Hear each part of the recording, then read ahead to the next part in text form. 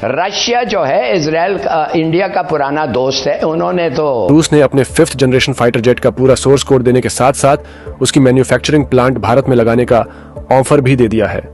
ये कोई आम ऑफर नहीं बल्कि एक ऐतिहासिक कदम है, क्योंकि कोई भी देश अपनी सबसे हाईटेक लड़ाकू विमान की तकनीक इतनी आसानी से किसी को नहीं देता। सुखोई 57 जो है उसके हवाले से भी काफ़ी बातें चल रही हैं और ये फुल टेक्नोलॉजी ट्रांसफ़र इंडिया को मिलेगी। That is full technology transfer which India will get. ये कैसे मुमकिन है सर, क्या कहते हैं?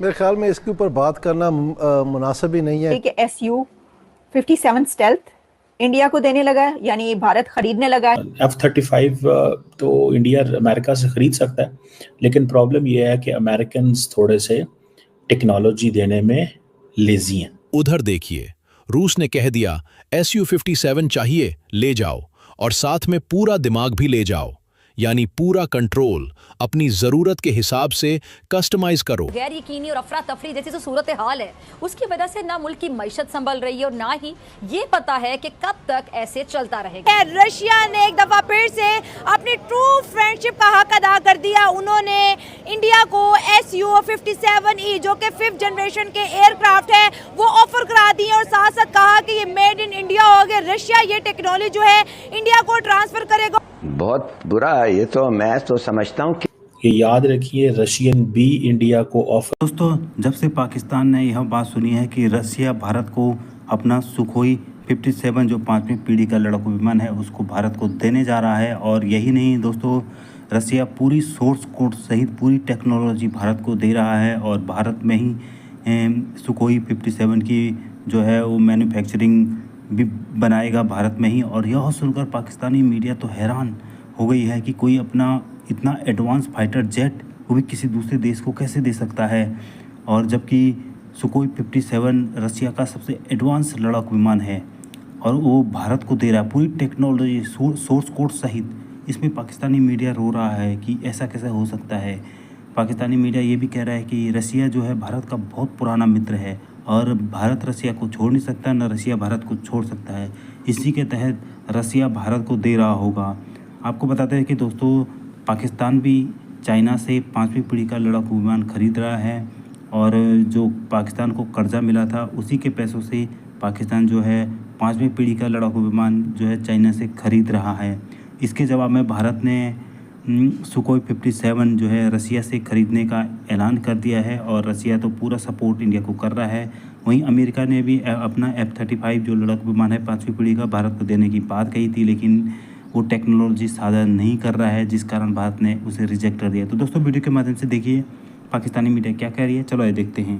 हक अदा कर दिया उन्होंने इंडिया को SU-57E जो कि 5th जनरेशन के एयरक्राफ्ट है वो ऑफर करा दी और साथ साथ कहा कि ये मेड इन इंडिया होगा। रशिया ये टेक्नोलॉजी जो है इंडिया को ट्रांसफर करेगा और ये 5th जनरेशन के एयरक्राफ्ट इंडिया के अंदर बनेंगे और क्विक डिलीवरी को भी उन्होंने अश्योर किया है इंडिया को। लेकिन अमेरिका ने ऑफर करवाई है F-35 की, या तो वो अमेरिका की साइड लेगा या फिर रशिया की। लेकिन मुझे लगता है कि इंडिया रशिया के ब्लॉक को ज्वाइन करेगा, क्योंकि रशिया क्विक डिलीवरी भी दे रहा है और मेड इन इंडिया भी दे रहा है। अवाम की तरफ बढ़ते हैं और जानते हैं उनकी राय। खित्ते के अंदर मिलिट्री बैलेंस रखने के लिए हम अगर चाइना सपोर्ट करता है तो इंडिया को या किसी भी कंट्री को साथ उनके जो रिलेशन जिस कंट्री के साथ अच्छे होंगे वो कंट्री सपोर्ट करेगी। ठीक है। इंडिया को जिस तरह अब रशिया सपोर्ट कर रहा है, अगर रशिया ना सपोर्ट कर रहा तो उन्हें अमेरिका US सपोर्ट करेगा।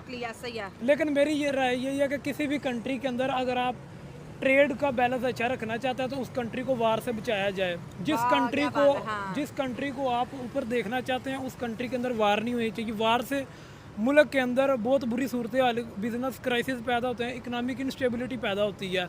और हमारे तो पाकिस्तान के हालात ऑलरेडी जो है इस लेवल के ऊपर नहीं है। जितनी बड़ी पॉपुलेशन वाला मुल्क है इसके अंदर इकोनॉमिक स्टेबिलिटी उस तरह से नहीं है। हमारी पॉपुलेशन के लिहाज से हमारी इकॉनमी इस वक्त 2 to 3 ट्रिलियन USD के इक्विवेलेंट होनी चाहिए थी।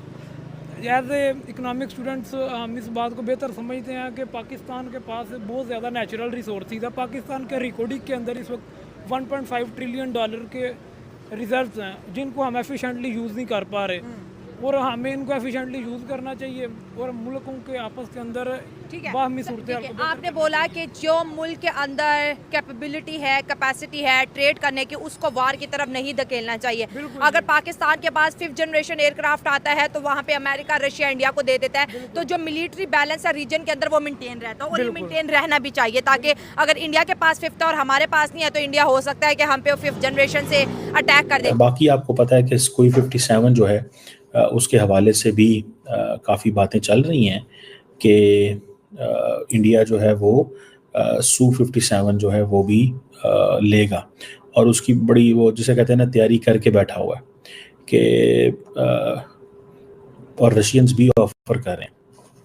ये याद रखिए, रशियन भी इंडिया को ऑफर कर रहे हैं कि वो Su-57 जो है वो उसको लें, और अगर इंडियन जो है वो Su-57 ले लेते हैं तो वो समझते हैं कि शायद हम एक ऐसी पोजीशन में आ जाएंगे जो दैट इज़ मच बेटर, कि इंडिया के पास स्टेल्थ फाइटर जेट भी आ जाएगा।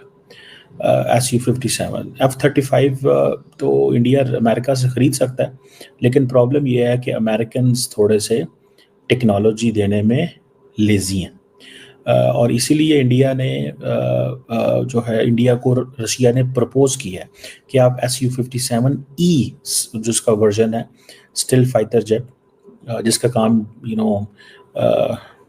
इसके ऊपर, क्योंकि ये याद रखिएगा वेस्टर्न सैंक्शंस भी लगी हुई हैं, और ये फुल टेक्नोलॉजी ट्रांसफ़र इंडिया को मिलेगी, that is full technology transfer which India will get. ये इंडिया को जनवरी में ये या फरवरी में ये ऑफ़र हुई थी, लेकिन अभी इंडिया जो है वो जा रहा है। अब सुनने में आ रही है जो सुखोई Su-30 एयरक्राफ्ट है, ये इसकी भी जिसे वो कहते हैं ना वो एक प्रोडक्शन और वो सारा कुछ जारी है।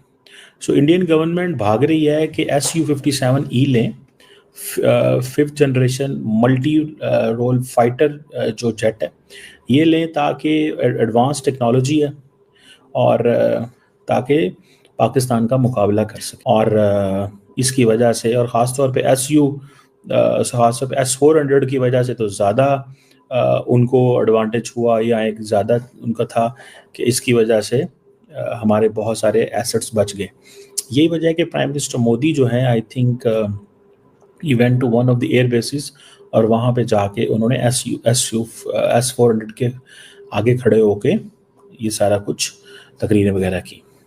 कहा जाता है कि ये जो एयरक्राफ्ट का डिज़ाइन है और इसकी जो एबिलिटी है स्पीड के हवाले से, ऑल्टीट्यूड के हवाले से अनपैरेलल है, और कहा जाता है कि ये रशियंस बड़े एक्टिव हैं कि इंडिया को ये बेचें। लेकिन मैं आपको एक बात बताऊं, अगर एक तरफ इंडियंस जो हैं वो और अमेरिकन जो हैं वो ऑलरेडी नाराज़ हैं इंडिया से, किस चीज़ पे नाराज़ हैं?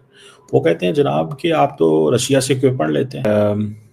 थोड़ा वक्त इस सेंस में है कि रशिया इस वक्त तो इंडिया के करीब है, तो क्या हमें